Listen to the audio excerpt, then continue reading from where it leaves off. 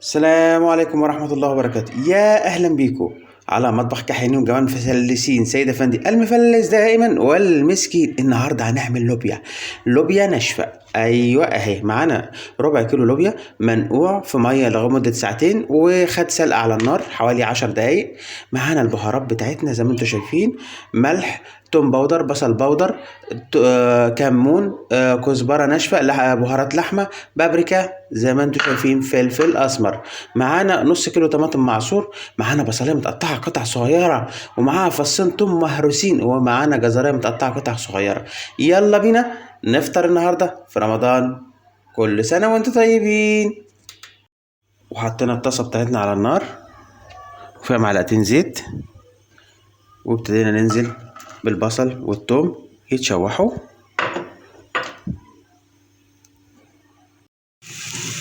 وزي ما انتم شايفين بعد ما الثوم والبصل ابتدوا يتبلوا هننزل بالجزر بتاعنا ياخد تشويحه.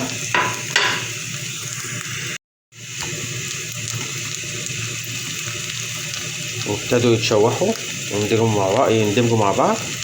هننزل بالثوم والبهارات بتاعتنا والملح والبابريكا بحيث ياخدوا لون مع بعض.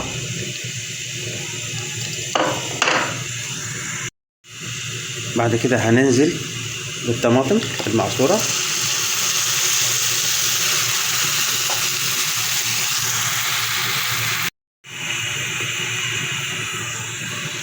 وبعد ما الخليط ابتدى يتسبك هننزله على النار ونحط الحلة بتاعتنا. ونزلنا بالطماطم والفاصوليا اللي فاضلين عندنا في قلب الحلة وسبناهم ونقلبهم مع بعض ياخدوا بس تسبيكة. وبعد كده ننزل الخليط اللي احنا كنا عاملينه، وننزل بالخليط اللي احنا كنا عاملينه على الطماطم واللوبيا ونقلبهم مع بعض ونسيبهم حوالي ربع ساعة ونرجع لهم تاني. واخيرا زي ما انتم شايفين كل سنة وانتم طيبين، رمضان كريم. على مطبخ كحيانين وجمال المفلسين سيد افندي المفلس دائما والمسكين.